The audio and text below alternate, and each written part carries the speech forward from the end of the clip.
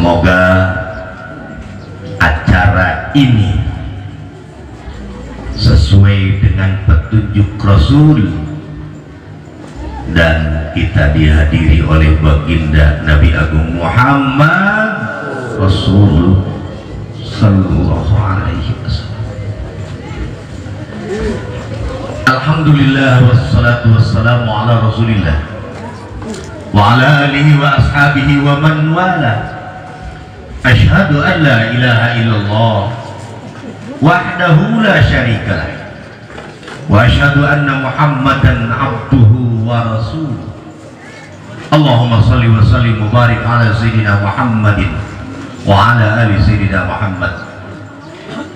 Wa qala Allah ta'ala fi ayatil karim wa huwa asdaqul qailin. A'udzu billahi as-sami'il 'alim minasy syaithanir rajim. Bismillahirrahmanirrahim. Allahu nurus samawati wal ardh. Masalu nurihi kamishkatin fiha misbah. Al-misbahu fi zujajatin. Az-zujajatu ka'annaha kaukabun durriyyun yuqad min syajaratin mubarak zaitunatin la syarqiyyati wala gharbiyah yakadu zaituha yudi walau lam tamsassuna nurun ala nur yahdillahu linurihi man yasha wa yadribullahu al-amsala linnas wallahu bikulli syai'in alim. Wa qala an-nabiy sallallahu alaihi wasallam ana wa kafilul yatim hakada fafarraja bainahuma as-sababa wal wusta. Bersyukur kita kehadirat Allah pada suasana yang sangat berbahagia ini, di mana hari ini kita berkumpul dalam acara pengesahan harta amanah melalui santunan yatim piatu. Tak lupa kita pun berterima kasih kepada Nabi Agung, Nabi pilihan Muhammad Rasulullah sallallahu alaihi wasallam. Islam adalah agama ilahiyah, agama yang datang turun dari langit, dibawa oleh baginda Rasulullah sallallahu alaihi wasallam. Tentu kebenarannya secara konseptual, rasional, logis, dan kebenarannya bisa diterima oleh semua kalangan. Maka dasar dan sasaran Islam adalah membangun peradaban manusia dari sejak manusia pertama atas dasar rukun iman yang menjadi keyakinan dan rukun Islam menjadi perbuatan. Kesatuan rukun iman dan rukun iman itulah akhirnya ujung tombaknya adalah akhlak yang menjadi etika dan estetika. Bahkan Al-Quran sering menyebutnya adalah uswatun hasanah. Mengenai sejarah ini, izinkan saya untuk menjelaskan peradaban Islam agar tidak keliru memahami harta amanah. Berdasarkan fakta sejarah dan peradaban Islam, ketika Allah belum menciptakan apapun di dunia ini,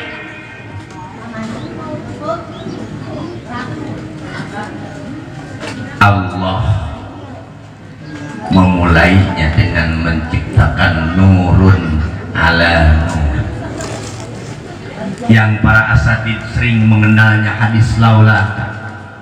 Kalau saja kami tidak menciptakan cahayamu, kami tidak bakal menciptakan dunia ini. Hadis Jabir menerangkan melalui kitab Madarijus Su'ud yang ditulis oleh Syekh An-Nawawi Al-Bantani. Beliau menyebut, Innallaha la khalaq, Allah tidak pernah menciptakan apapun qablal asya, sebelum menciptakan nur Nabi Muhammad Rasulullah sallallahu alaihi wasallam.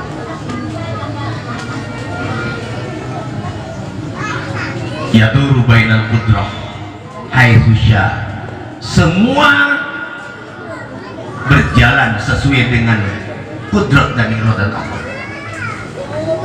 La qolamun, tidak pernah ada qolam. La jannatun, belum ada surga. La narun, juga belum ada neraka. Wala syamsun wala badrun, belum ada apapun. Maka Allah yang pertama menciptakan adalah nurun ala nurin, yang dalam istilah keseharian sering kita membaca melalui debat, nurun fawqa nur. Itulah kejadian yang sebenarnya ketika Al-Baqarah 34 menyatakan Nabi yang pertama Allah ciptakan adalah Adam. Bismillahirrahmanirrahim. Wa idh qulna lil malaikati isjudu li Adam. Maka ketika Allah memerintahkan kepada seluruh penduduk bumi, semuanya tak terkecuali harus menyembah Adam, ternyata ada satu makhluk Allah yang tidak terima atas perintah itu, bernama Iblis. Sempat Adam bertanya, Ya Rabb, lima haula'il malaikah, kenapa seluruh malaikat dan seluruh makhluk menyembah? Mereka berjejer di belakangku, kata Adam. Apa jawaban Allah? Ingat Adam, mereka semua yang turuna ila nuri habibi, mereka melihat cahaya kekasihku Muhammad Rasulullah sallallahu alaihi wasallam. Padahal pada hari itu belum ada yang disebut Muhammad bin Abdullah. Itulah pada zaman Nabi Adam alaihissalam. Fakta sejarah dilanjutkan dengan kelahiran Nabi Musa alaihissalam. Tidak jauh beda dengan Nabi Ibrahim alaihissalam. Dua-duanya, Ibrahim hidup di zaman Namrud, Musa hidup di zaman Fir'aun. Yang satu dibuang ke sungai Nil, yang satu dibuang ke rimba hutan, bernama Ibrahim. Kenapa? Karena pada masa itu dua raja punya aturan yang baku. Yudzabbihuna abna'akum wa yastahyuna nisa'akum. Mereka selalu menghidupkan wanita-wanita yang lahir, tapi ketika laki-laki harus dibunuh karena dianggapnya akan mengganggu kestabilan negara dan kerajaan. Lebih parah lagi, Nabi yang sangat muda diangkat oleh Allah, dan itu bernama Yunus alaihissalam. Dari 124.000 nabi, tidak pernah ada yang diangkat mendapat risalah. Paling muda adalah Yunus alaihissalam. Beliau diangkat oleh Allah di usia 30 tahun. Dakwahnya hanya menghasilkan 2 orang. Yang satu Rubil, yang kedua Tad. Kaburlah seorang Yunus sampai dibuang ke laut dan dimakan oleh ikan hiu. Itu yang dikisahkan dalam surat As-Saffat. Maka ketika Yunus melakukan hal itu, laukana annahu minal musabbahin, kalau saja Yunus bukan orang yang ahli bertasbih, la bisa fi batnihi ila yaumi yub'atsun. Mereka akan hidup di perut ikan sampai kiamat.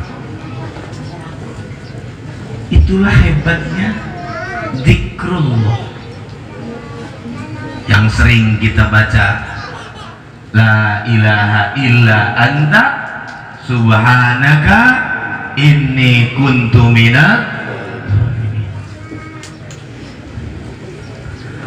Fakta sejarah tidak bisa terelakkan, dan itulah situasi ketika perjalanan demi perjalanan Nabi Adam alaihissalam dan semuanya bergelar alaihissalam.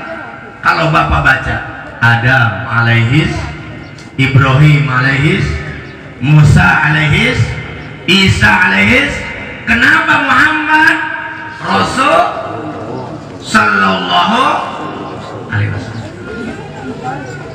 Ada apa di balik? Belum pernah kita berpikir bagaimana dan siapa sebenarnya beliau. Maka ketika memperingati Isra Mi'raj atau Maulid Nabi atau acara apapun, kita tidak sadar menyebut, ayo kita peringati Nabi Agung dengan menyebut Muhammad Rasulullah sallallahu alaihi, 3 nama di sana. Itulah judul yang sebelah menyatakan kemerdekaan. Hada min fadli Rabbi, itulah karunia dari yang Maha Kuasa. Walaupun kita tidak melupakan bagaimana jasa para pahlawan mereka berkorban demi dan untuk kemerdekaan, harta, tahta, nyawa sekalipun dikorbankan. Yang sekarang bagaimana? Sampaikah kita mengorbankan nyawa demi kemerdekaan? Subhanallah. Maka konsep harta amanah yang tadi disampaikan oleh pengatur acara boleh kita baca. Kata yang pertama ketika sejarah peradaban Islam di awal tahun dulu disebut sebelum Masehi, dan ketika lahir Nabi Isa alaihissalam menjadi istilah Masehi. Tahun pertama Nabi Isa lahir, 39 tahun Nabi Isa hidup di dunia, diangkat oleh Allah di usia 33. Setelah itu kosong dari kenabian, dan itu disebut zaman Patroh. Maka lahirlah seorang baginda Rasulullah dan bernama Muhammad Rasulullah sallallahu alaihi wasallam melalui rahim Ibu Siti Aminah. Hari Senin 20 April 570 Masehi. 63 tahun beliau menjalani kehidupan. Ketika di usia 25 tahun tidak pernah tinggal khalwat dan khalwat, bermunajat di sebuah gua yang bernama Gua Hira. 15 tahun baginda Nabi mencari kebenaran yang hakiki. Di usianya 40 baru beliau diangkat mendapat risalah. Selesai baginda perjalanannya 633, dilanjutkan dengan khilafah Abu Bakar Siddiq selama 2 tahun. Dilanjutkan khilafah yang kedua bernama orang yang memang seorang jenderal dikangenin oleh Rasulullah. Bahagia amat kalau Islam ini dikuatkan oleh seorang jenderal, itu bernama Umar bin Khattab radhiyallahu anhu. Beliau memimpin hanya 10 tahun. Dilanjutkan dengan orang yang terkaya pada masa itu yang menjadi khilafah, itulah Khalifah Utsman. Lanjut kepada Ali bin Abi Thalib selama 4 tahun. Lanjut ke kerajaan pada saat itu bernama Dinasti Umayyah, dan terakhir dinasti Abbasiyah. Islam 600 tahun tempat berjaya, lahirlah seorang manusia istimewa yang melanjutkan perjalanan baginda di tahun 1077, dan itu bernama Sultanul Aulia Qutbur Rabbani wal Gausus Samadani, yang sering kita sebut Tuan Syekh Abdul Qadir Al-Jailani. Terus berjalan di Indonesia, baru ada manusia. Pada saat itu belum disebut Indonesia, dan pada saat itu masih disebut Nusantara. Ketika Tuan Syekh Abdul Qadir Jailani bersamaan dengan masa kehidupannya 4 imam madzhab, Imam Asy-Syafi'i, Imam Am-Maliki, Imam Hambali, semuanya bersamaan dengan Tuan Syekh Abdul Qadir Jailani di Indonesia. Sesuai dengan nama Indonesia ada 9 huruf, Pak. Orang yang dikenal di Indonesia wali Allah ada 9. Sunan Bonang, Maulana Malik Ibrahim, Sunan Ampel, Sunan Giri, dan terakhir adalah wali Allah yang kita kenal di Jawa Barat.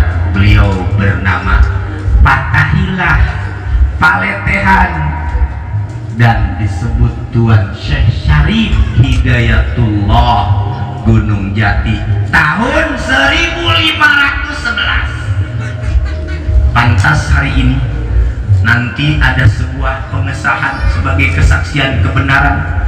Ada 2 hamba Allah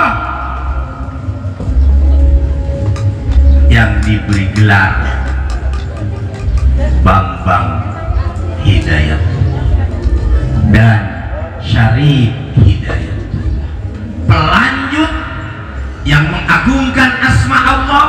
Bagaimana Islam harus tetap maju, itu sebagai bentuk amanah dari beliau Bung Karno. Pertanyaannya, siapa Bung Karno sebenarnya yang hari ini kita rayakan, yang hari ini melalui santunan kita peringati, melalui kemerdekaan sekaligus nanti pengesahan harta amanah. Mari kita buka sejarah siapa sebetulnya Syekh Haji Muhammad Soekarno. Kalau saja Tuan Syekh Syarif Hidayatullah tahun 1511 dilanjutkan perjalanan penegakan Islam, baru lahir tahun 1901, dan pada hari itu belum ada istilah Indonesia, Pak, masih Nusantara. Betul. Baru lahirlah ketika Soekarno diamankan di Sukamiskin, beliau bermunajat, dan pada tahun itu keluar Sumpah Pemuda, berbangsa satu, bangsa Indonesia, berbahasa satu, bahasa Indonesia. Belum digunakan istilah Indonesia, baru sampai Sumpah Pemuda. Baru di saat proklamasi kemerdekaan 1945, tepatnya 17 Agustus, kata Indonesia baru dibumingkan, didengar oleh seluruh rakyat Indonesia. Saya yakin Bapak Ibu serta hadirin yang dimuliakan Allah belum pernah mendengar kata harta amanah kalau itu tidak identik dengan beliau Bung Karno. Apabila kita menyebut harta amanah, identik dengan Bapak bangsa. Orang tidak banyak tahu karena Soekarno adalah seorang proklamator Bapak bangsa yang menjadi panutan bangsa Indonesia, bahkan dikenal di seluruh dunia.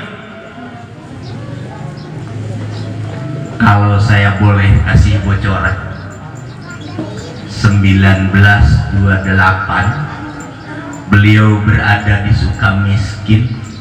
Malam Jumat Kliwon beliau menangis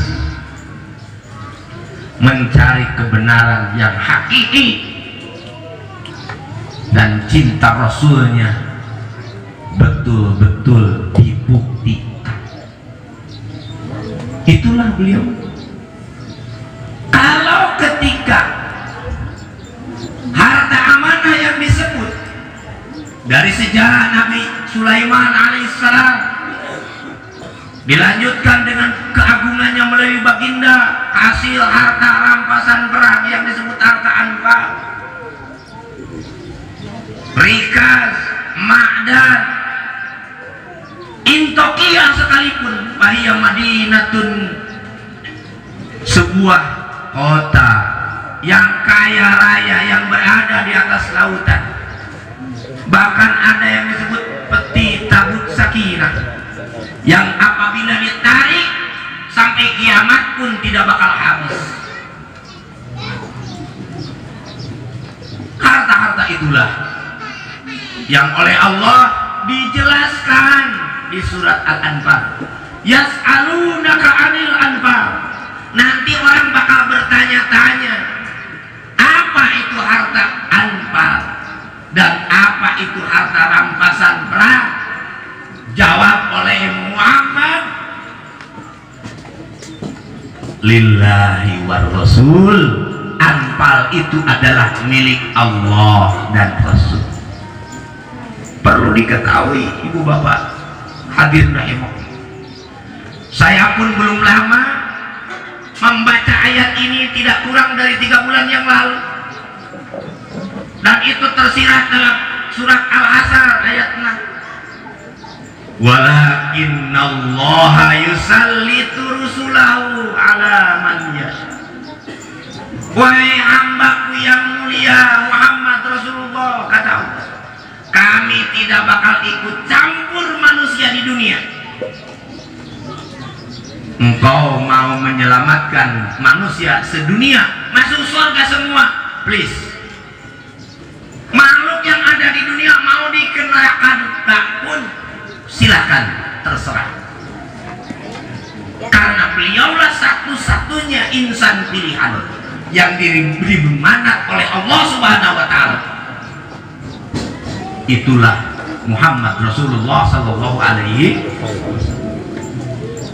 Karena kehebatannya beliau mendapat ruh Ahmad Muhammad yang masuk dan dirasakan nikmat kehidupannya oleh beliau. Bung Karno pun sama mendapat ruh Ahmad Muhammad.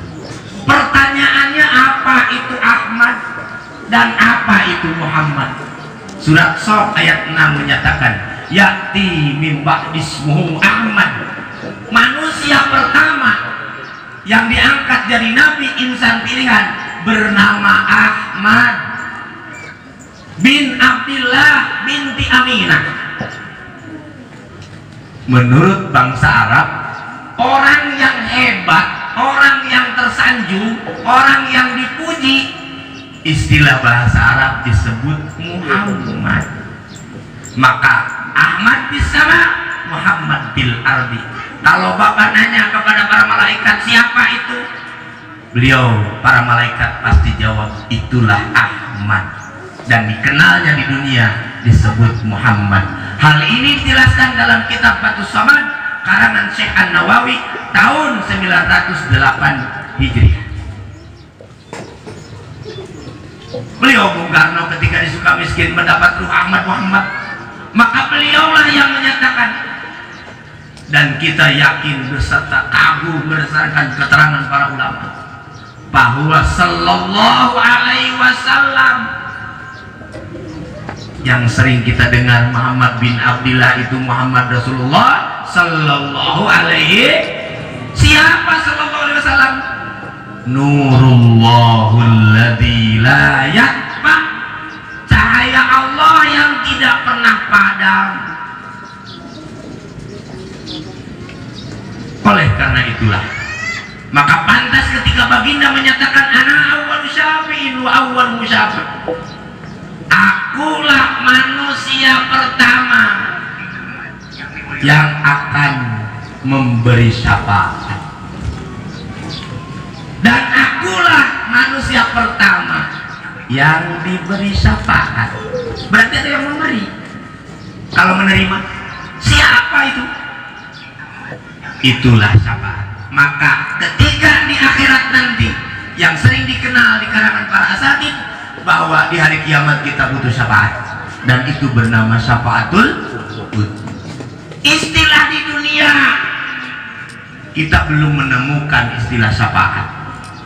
Maka kitab Burda halaman 72 benderanya ditulis atau bannernya ditulis di depan, nusratun bi rasulillah wala takunu nusrah bi rasulillah illa bi ittiba'i sunnatihi.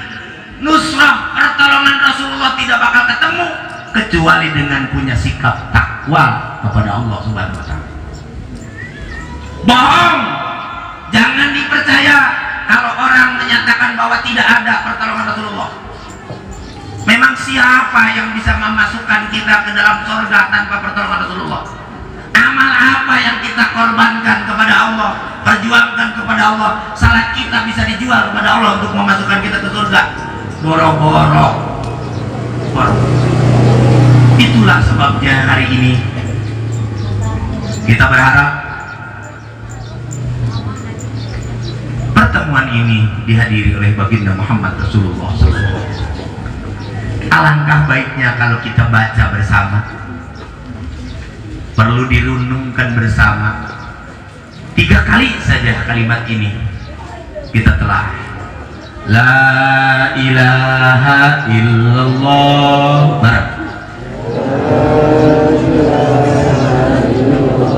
Muhammadur Rasulullah. La ilaha illallah. Muhammadur Rasulullah. La ilaha illallah. Muhammadur Rasulullah.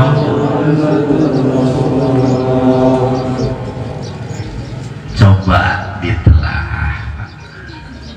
Ketika kita menyatakan isbat tidak ada di dunia ini, bukan harta, bukan tahta, bukan wanita, bukan apapun, yang ada hanya Allah.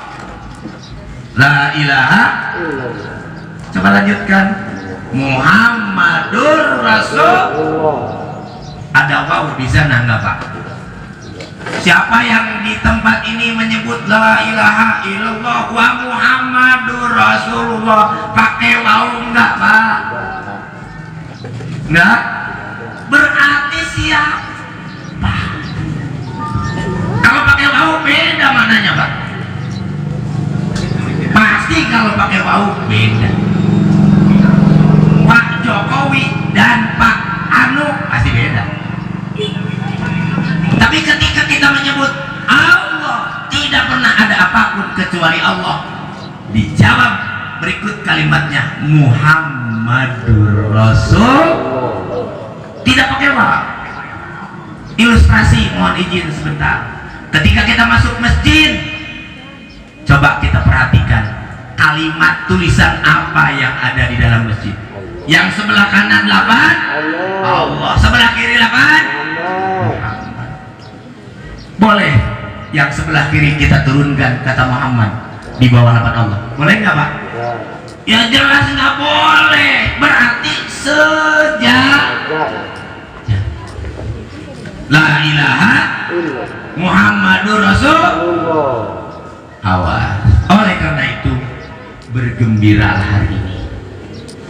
Harta amanah tidak pernah ada satupun di dunia ini yang bisa mencairkan kecuali mereka yang mendapat ruh Ahmad Muhammad. Alhamdulillah. Kedua, harta amanah tidak bakal bisa diberikan kecuali manusia-manusia pilihan Allah yang diberikan izin oleh Allah mengakbarkan dan mendapat anugerah Bismillahirrahmanirrahim. Jangan seperti anak kecil, Pak. Guru saya di kelas ketika ngajar baca bismillah, anak pun baca bismillah. dengan anaknya yang kelas 1 SD baca bismillah, lafadznya sama, artinya sama, tapi kepahamannya juga sama, tidak jauh beda. Apa bedanya kita dengan anak kecil? Yuk mulai hari ini kita pelajari Allahumma bihaqqi bismillahirrahmanirrahim la haula wala quwwata illa billahil aliyyil.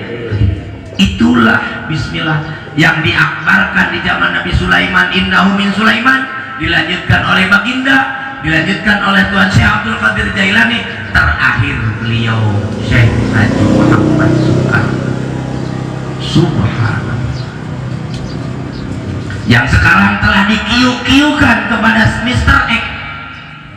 Siapa itu? Dalam istilah Qurtubi disebut Khalifatullahul Kain. Siapa mereka? Wallahu a'lam. Dan itu rahasia. Oleh karenanya lah, maka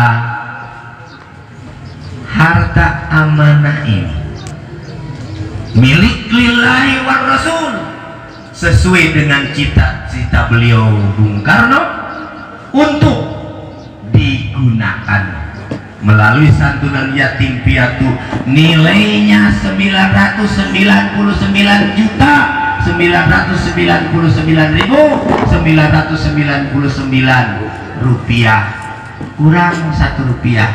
Kalau kurang 1 rupiah bisa disebut 1 miliar enggak Pak? Enggak. Cari di mana yang 1 rupiah, dan itu rahasia. Silahkan kita yakini siapa dan apa makna 1 rupiah. Kedua, kenapa yatim? Paling tidak saya ingin menyampaikan ada 3 besar rencana program yayasan ini. Asma, pondok pesantren yang bernama Yayasan Asma'an. Harta amanah ini yang pertama akan digunakan untuk pembangunan pondok pesantren yatim piatu, yang kedua untuk pembangunan Subang dan kesejahteraan rakyat. Lanjut ke Provinsi Jawa Barat, bahkan insya Allah sampai kelas Indonesia. Amin. Menjadi negeri baldatun thayyibatun wa rabbun ghafur, yang sering kita kenal dengan mercusuarnya dunia. Itulah cita-cita beliau Bung Karno, agar Indonesia ini menjadi negara terkaya di seluruh dunia. Mungkin, pasti. Kenapa? Hartanya sudah sulit dihitung Pak. Kalau berbicara masalah harta, lillahi wa rasul. Subhanallah. Kenapa yatimnya bisa begini? Tidak yang lain. Boleh kita buka. Nabi berpesan, dan Nabi tidak pernah berangkat hari raya Idul Fitri Pak ke Masjidil Haram sebelum beliau menyelesaikan dulu problem yang ada di anak yatim. Subhanallah. Siapa yatim? Mereka ditinggal ayahnya, mereka ditinggal ibunya, nasibnya terlunta-lunta. Boleh kita bayangkan ketika ada yatim, anak-anak seperti gini, lari-lari di sekolah, lempar bola dengan temannya. Apa gerangan ketika pulang ke rumah? Menangis sejadi-jadinya yang merintih di hatinya. Kemana ayahku? Kemana ibuku?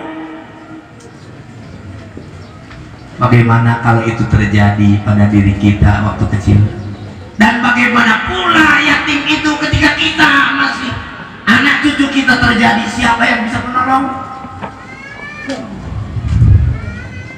Menangis anak itu.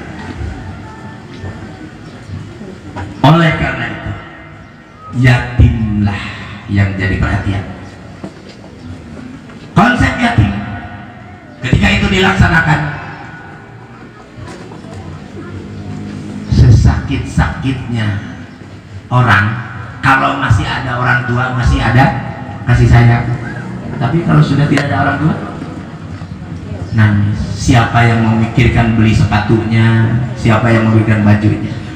Mudah-mudahan acara ini sesuai dengan petunjuk Nabi bahwa beliau menyampaikan ana wa kafilul yatim fil jannah, kami berada di surga beserta penanggung anak yatim. Dan kedua, Anda ingin sukses? Jawaban Nabi ketika seorang sahabat bertanya kepada Rasulullah, ya Rasulullah, hatiku mengeras. Kata Nabi, obat kerasnya hati Anda ingin dicintai Allah? Jawabannya dua. Satu, hatimu akan lembut dengan menyantuni anak yatim, dan kebutuhanmu akan kami penuhi, kata Allah. Subhanallah.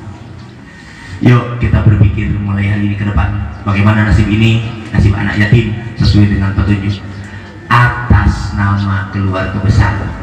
Lebih khusus saya sendiri yang pada hari ini menyampaikan sedikit sepatah dua patah kata dalam ceramah.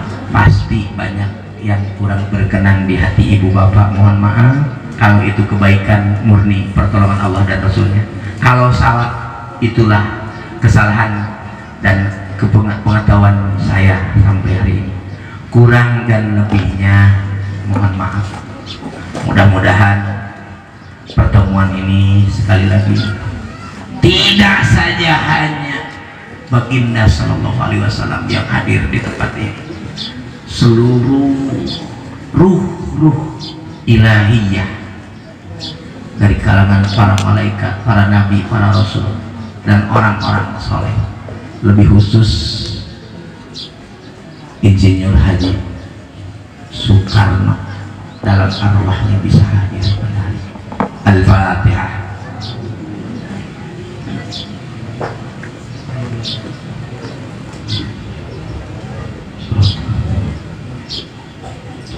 Sekian, assalamualaikum